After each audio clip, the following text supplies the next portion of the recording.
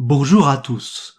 Vous connaissez le préjugé selon lequel la beauté c'est subjectif ou la beauté est relative. C'est un cliché, un slogan à la mode, une chose que les gens répètent sans trop savoir pourquoi. Affirmer que la beauté est subjective veut dire qu'elle appartient au sujet, qu'elle est relative à la subjectivité, bref, qu'elle appartient ou est relative à l'homme ou à la conscience. Mais voici 12 preuves que la beauté n'est pas subjective.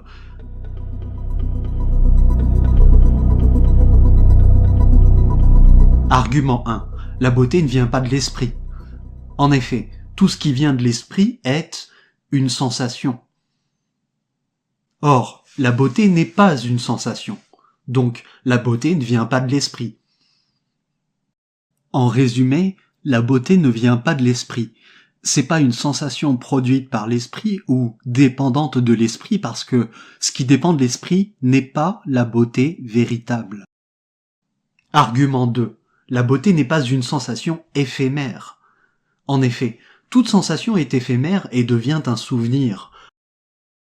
Or, la beauté véritable est en dehors du temps. Elle n'est pas éphémère. Donc, la beauté véritable n'est pas une sensation. En résumé, la beauté c'est pas une sensation éphémère. En tant que sensation, elle prend fin et elle devient souvenir, alors que la beauté véritable est en dehors du temps. Argument 3. La beauté n'est pas plaisir ou gratification sensorielle. En effet, le plaisir et la gratification sensorielle sont des réactions liées au moi. Or, la beauté existe au-delà du moi et de ses réactions. Donc, la beauté n'est pas plaisir ou gratification sensorielle. En résumé, la beauté n'est pas plaisir ou gratification sensorielle, elle transcende les réactions de plaisir ou de satisfaction qui sont liées au moi. Argument 4. La beauté existe lorsque le moi est absent. Ça, c'est un des arguments les plus convaincants. En effet, si le moi est présent, il y a observation et perception subjective. Or, la beauté existe lorsque le moi est absent. Donc, la beauté n'existe pas en présence d'observation ou de perception subjective. En résumé, la beauté existe lorsque le moi est absent. Elle apparaît seulement en l'absence de l'ego, de l'observateur ou de la conscience personnelle. Argument 5. La beauté n'est pas personnelle. En effet, tout ce qui est personnel est lié au moi et à ses désirs.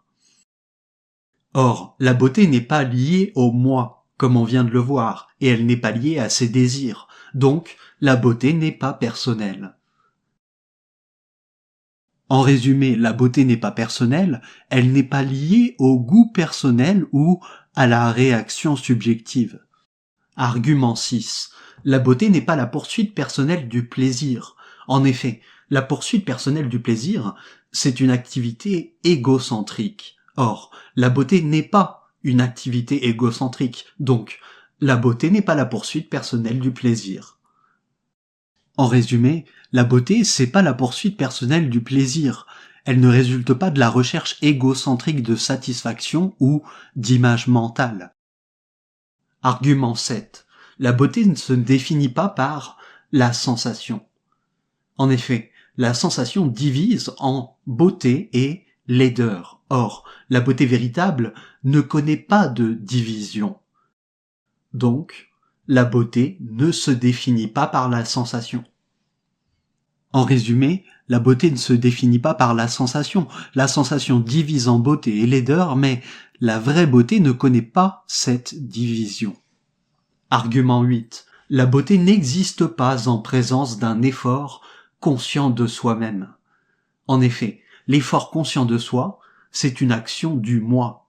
Or, comme on l'a vu, la beauté n'existe pas lorsque le moi est présent. Donc, la beauté n'existe pas en présence d'un effort conscient de soi-même. En résumé, la beauté n'existe pas en présence d'un effort conscient de soi-même. Elle peut pas être atteinte par une démarche volontaire ou égocentrique. Argument 9. La beauté est transcendante. En effet, tout ce qui est subjectif ou intérieur est lié aux pensées, aux émotions et au temps. Or, la beauté dépasse les pensées, les émotions et le temps, donc la beauté n'est pas subjective ou intérieure. En résumé, la beauté est transcendante, elle dépasse les pensées, les émotions, les mots, les formes et le temps. Argument 10. La beauté est étrangère à la mémoire. La beauté, en effet, est un processus mental qui est lié au passé. Or, la beauté est sans rapport avec le passé et elle peut pas être connue par la mémoire. Donc, la beauté est étrangère à la mémoire. En résumé, la beauté est étrangère à la mémoire, elle peut pas être capturée ou retenue par l'esprit qui la détruit. Argument 11. La beauté ne dépend pas d'un stimulus externe. Ça aussi, c'est un des arguments les plus convaincants. En effet, si la beauté dépendait d'un stimulus, elle serait liée au conditionnement personnel et donc elle serait subjective. Mais la beauté ne dépend pas d'un stimulus externe, donc la beauté n'est pas subjective. En résumé, la beauté ne dépend pas d'un stimulus externe, elle est indépendante de toute excitation sensorielle ou émotionnelle. Argument 12. La reconnaissance de la beauté par l'observateur est conditionnée. En effet, la reconnaissance de la beauté par l'observateur est influencée par la culture et le conditionnement. Or, ce qui est influencé par la culture et le conditionnement est subjectif. Donc, la reconnaissance de la beauté par l'observateur est subjective, mais la beauté n'est pas cette reconnaissance-là. En résumé, la reconnaissance de la beauté par l'observateur est conditionnée. Elle est influencée par la culture et le passé, donc elle est subjective et elle n'est pas authentique. Ce n'est pas la beauté authentique.